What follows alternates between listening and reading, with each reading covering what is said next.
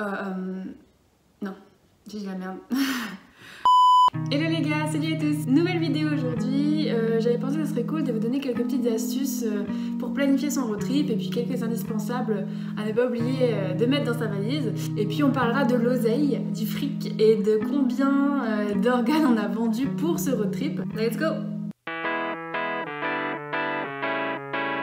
Donc on a fait un itinéraire de ce qu'on voulait absolument voir après Los Angeles. Donc on voulait voir forcément Las Vegas, au Grand Canyon, Monument Valley. À savoir qu'à la base c'était pas du tout prévu qu'on aille jusqu'au Texas. C'était prévu de faire une boucle comme beaucoup de gens font. Mais l'occasion était trop belle d'aller rejoindre ma famille d'accueil au Texas. Du coup à ce moment-là Google Maps est ton ami. Car tu regardes entre les villes combien il y a d'heures de route. On a vu que le Colorado était seulement à quelques heures de route.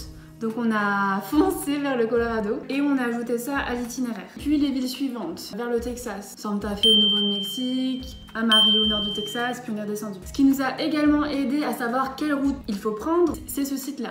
atlasobscura.com, je vous le mets juste ici. C'est un atlas, une base de données qui présente l'ensemble des choses à voir sur la Terre entière. En fait, tu zoomes sur les différents endroits que tu veux dans le monde et en fait, ça va te montrer ce qu'il y a à voir. Donc c'est comme ça que j'ai trouvé aux États-Unis, par exemple, entre Los Angeles et Las Vegas, Calico Ghost Town, Alien Beef Jerky, le diner des années 50, les Seven Magic Mountains aussi, donc tout ça vous pouvez voir dans le vlog entre Los Angeles et Las Vegas. Et c'est comme ça qu'on a décidé de s'arrêter à ces endroits-là et de faire une journée complètement road trip parce qu'il y avait beaucoup de choses à voir sur la route en fait. Donc le site est super bien fait parce que tu peux suivre la route et tu peux voir s'il y a d'autres choses à voir sur cette même route. C'est vraiment pratique et tu découvres pas mal de choses, c'est ça qui est cool.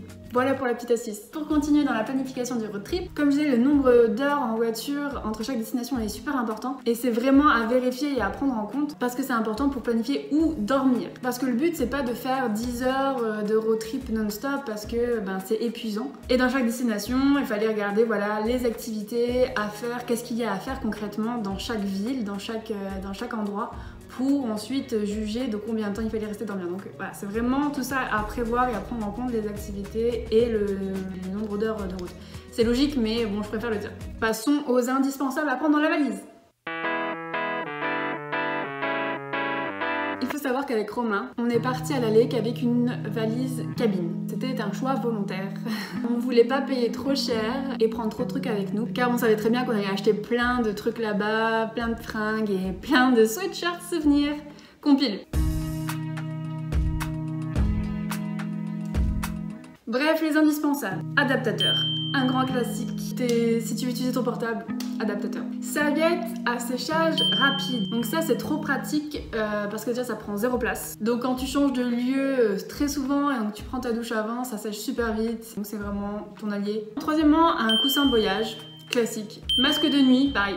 Autre indispensable pour un road trip, j'ai noté un stylo et un carnet de notes. Alors, petite anecdote, quand j'étais aux États-Unis, quand j'étais étudiante, quand j'étais au lycée, j'écrivais tous les jours ce que je faisais. Donc des fois j'étais inspirée, je me défoulais et je mettais tout ce que je voulais en mode journal intime et d'autres fois j'écrivais juste quelques mots genre lever, manger, cours, dormir, enfin quelques mots clés pour résumer la journée. Mais au moins j'écrivais quelque chose, j'écrivais tous les jours. Bref, ce journal je l'ai perdu juste avant de repartir en France. J'étais au bout de ma vie, mais bon bref, c'est une autre histoire. Mais je me suis dit que ça serait vachement cool pendant ce road trip là de faire la même chose et de noter tous les jours ce qu'on faisait et d'écrire nos sentiments et mes ressentis sur papier. Alors j'ai acheté un joli carnet. Voici le carnet en question. Tout mims. Donc j'avais de très grands rêves parce qu'en fait j'écris que les 3 premiers jours. Et en fait à Los Angeles les journées étaient tellement épuisantes et longues, il y avait tellement de choses à voir, à faire qu'on rentrait pas dans 22h, 23h et quand on rentrait au Airbnb on mangeait et on allait dormir parce qu'on était épuisés. Donc concrètement j'ai pris du retard et une fois que tu prends du retard t'as plus du tout envie d'écrire un truc qui s'est passé il y a 2 semaines et puis t'es même plus dedans parce qu'en plus dans le road trip t'enchaînes sur des autres destinations complètement différentes à chaque fois. Donc voilà, dommage. Bon, j'ai écrit un peu le début, il s'est passé quelques petites péripéties au début donc c'était cool. C'est cool d'avoir déjà ces souvenirs là, mais c'est vrai que j'ai pas pu écrire tout comme je voulais. Mais si vous avez beaucoup de rigueur et que vous voulez faire ça, je vous le conseille et faites-le, c'est vraiment cool. Parce que ça fait des souvenirs en plus, des photos, des vidéos, ça montre vraiment tes sentiments et voilà. Autre indispensable, j'avais quand même une perche à selfie pour éviter de demander à des étrangers, des inconnus de prendre en photo. Ensuite, une batterie externe.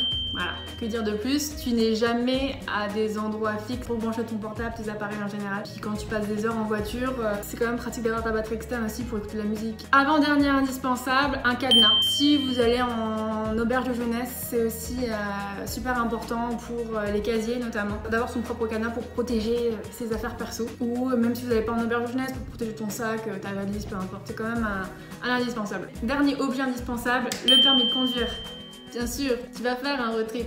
Tu as besoin de ton permis de conduire. Alors ce qui est intéressant, pas besoin d'avoir un permis de conduire international ou quoi que ce soit. Le permis de conduire français suffit largement, il n'y a pas besoin d'autres preuves. C'est vrai que c'est logique, mais on n'y pense pas souvent. Donc moi je l'avais noté en gros en rouge avec des points d'exclamation partout parce que après t'es vraiment con quoi. Si t'as pas ton permis de conduire pour aller retirer ta voiture pour faire le road trip, tu peux pas. C'est vraiment le truc indispensable à prendre pour le road trip, clairement. Maintenant, parlons du budget. Combien ça a coûté? Alors niveau organisation, on a créé un tableur sur le Drive avec 3 catégories, donc les transports, les logements et les activités qu'on voulait absolument faire. Et sur place, on utilisait l'application TriCount, je sais pas trop comment tu le prononces. C'est une appli qui fait tes comptes automatiquement dès que tu rentres des sommes. Dès que tu rentres une dépense, ça fait les comptes entre qui a dépensé plus et qui doit l'argent à qui. Donc ça c'est super quand tu pars en vacances à plusieurs ou voilà en couple aussi, c'est pas mal pour faire les comptes pour qu'il n'y ait pas de jaloux. Donc on va faire la première catégorie, la catégorie transport. Je vais donner quelques exemples de prix et après je vais faire le total et après le total par personne. On va partir sur cette logique là. Le vol aller, environ 200 €. La location de voiture pour 17 jours, 810 € 22. Alors, important, ici le prix a été multiplié par 2 parce qu'on n'a pas fait une boucle. On n'a pas déposé la voiture au même endroit. On a retiré la voiture à Los Angeles et on l'a déposée à Houston. Donc, forcément, le prix s'est un peu envolé. Donc, ça aurait été beaucoup moins cher si on avait fait une boucle et qu'on l'avait déposée au même endroit, pour info. Essence, 218 € pour l'ensemble du road trip. Alors ça c'est cool parce que c'était pas extrêmement cher. À savoir voilà que l'essence est vraiment moins chère aux États-Unis, à part dans certains États. Donc par exemple en Californie c'est super cher. Donc si vous prenez votre voiture en Californie, vous aurez le plein avec quand vous allez prendre la voiture. Mais cassez-vous, cassez-vous de la Californie, allez vers le Nevada, vers le milieu du pays où c'est beaucoup moins cher. Petit exemple au Texas, tu peux faire le plein pour une vingtaine de dollars seulement, ce qui n'est rien. Pour vous expliquer, c'est aussi peu cher là-bas car tout le monde a besoin de la voiture là-bas au Texas. Tu as besoin de la voiture pour tout. Il n'y a pas de centre-ville à proprement parler. Tout est éloigné, il n'y a pas forcément de trottoir pour marcher du côté. Les routes sont XXXL. Donc tu es obligé de prendre la voiture, donc forcément il y a beaucoup de demandes. Du coup l'essence est vraiment moins chère. Autre transport qu'on a utilisé, c'est le vol interne vers New York. Là on a payé 180 €. Et le vol retour vers la France qu'on a payé 459 €. Total global pour les transports, 1938,09 €. Donc ça c'est pour 2 personnes. Total par personne, environ 970 €. Pour les logements, bon je vais pas vous faire la liste de tous les logements parce qu'il y en avait pas mal. Ici on a choisi de varier les plaisirs et de parfois prendre des motels tout pourris pour pouvoir ensuite prendre un Airbnb et un hôtel un peu plus classe et un peu plus confort. Alors quelques exemples de prix. Pour Los Angeles, on a été dans un Airbnb. Pour 10 jours, on a payé à 715 €. Pour Las Vegas, on allait à l'Hard Rock Café Hotel et ça nous a coûté 108 € la nuit. Monument Valley, on voulait absolument aller dans un tipi indien. Là aussi, on a payé un peu plus, donc c'était 86 € la nuit. Donc c'était vraiment trop cool. À Mario, contrairement à tout ça, on a payé beaucoup moins cher, on est dans un motel et on a payé 44 € la nuit. Petite chose intéressante à préciser, quand tu réserves plus ou moins tous les logements en même temps, sur le site par exemple, on a utilisé booking.com, tu as des promos, tu as des pourcentages de réduction pour une sélection de logements au fur et à mesure que tu réserves. Donc l'astuce c'est vraiment de réserver sur des mêmes sites pour avoir des promos de fidélité. Donc le total pour 2 personnes pour les logements, c'était 1951 €. Et donc par personne c'était 975 € environ. Le seul truc qu'on a un petit peu regretté c'est le nombre de jours et de nuits où l'on reste sur place. Le road trip c'est épuisant. À la fin au Texas on n'en pouvait plus parce que tu passes une nuit à un endroit, puis il fallait refaire sa valise, puis on repassait une nuit à un autre endroit, puis il fallait refaire sa valise, etc. Donc c'est épuisant, t'as pas le temps de te reposer. Si on devait le refaire, on prendrait un peu plus de temps dans chaque ville pour pouvoir dormir, faire une grasse mat, se reposer, etc. Mais ça suppose qu'en faisant ça, c'est que tu vois moins de choses parce que tu restes plus longtemps. Tu vas moins loin. Donc tu découvres moins de trucs. Et quand on a planifié le voyage, c'était pas du tout dans notre état d'esprit de faire ça. On voulait voir tout ce qu'il y avait à voir le plus loin possible, le plus rapidement possible dans notre temps imparti. Donc ça dépend vraiment de la stratégie de chacun. Autre catégorie, les activités. Ça c'est la catégorie qui est vraiment la plus difficile à gérer parce que quand tu es sur place, tu vois plein d'autres choses et tu es beaucoup plus tenté à faire des activités fun et rigolotes et intéressantes, etc. et que tu vois pas forcément quand tu prévois ton road trip. Donc tu te laisses plus facilement tenter par des trucs. Mais on avait déjà quelques idées d'activités qu'on voulait absolument faire, donc on avait quand même prévu un petit budget par rapport à ça. 3 exemples d'activités. Halloween, on voulait absolument le faire à Los Angeles, donc j'avais déjà regardé qu'est-ce qu'il y avait à faire à Los Angeles, les soirées prévues, et on était tombé donc sur ce cinéma en plein air à Melrose. Puis il y avait un dîner juste avant de prévu dans le prix. Donc là, on en a eu pour 116,44 € pour nous deux. Pareil à Santa Fe, on voulait absolument faire le musée psychédélique Mio Wolf. On en a eu pour 52 € pour nous deux également. New York, enfin, on voulait aussi faire absolument l'Empire State Building. Pour l'Empire State Building, on en a eu pour plus de 75 € pour nous deux également. Donc là, ici, les activités, j'avoue que le chiffre n'est pas sûr à 100% du total. Mais voilà, c'est pour vous donner une moyenne. On en a eu environ pour 275 €. Soit, environ 137 € par personne. Mais le chiffre n'est pas sûr à 100%. Autre facteur important, la nourriture. Donc j'ai regardé dans le Tricoon, justement dans l'application que je disais tout à l'heure. J'ai regardé à chaque fois où on avait écrit nourriture dans l'application. Et on en a eu pour 273 $ de nourriture. Donc environ 250 € de nourriture. Finito, le road trip. Combien nous a-t-il coûté? Roulement de tambour.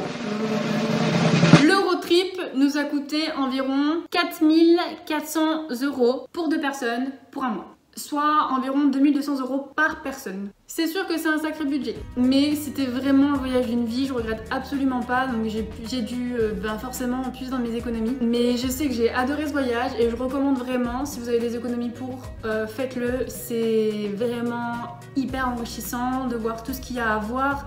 C'est dépaysant, de malade et franchement, c'était vraiment un rêve pour moi et je me rappellerai toute ma vie. La vidéo est finie, merci d'avoir regardé. N'hésitez pas en commentaire à me dire ce que vous en avez pensé, si vous avez des questions, etc. Je serais vraiment super contente de vous répondre. N'hésitez pas non plus à aller visionner ou revisionner les épisodes du road trip, là je vous mets ici. Et puis abonnez-vous. Adios!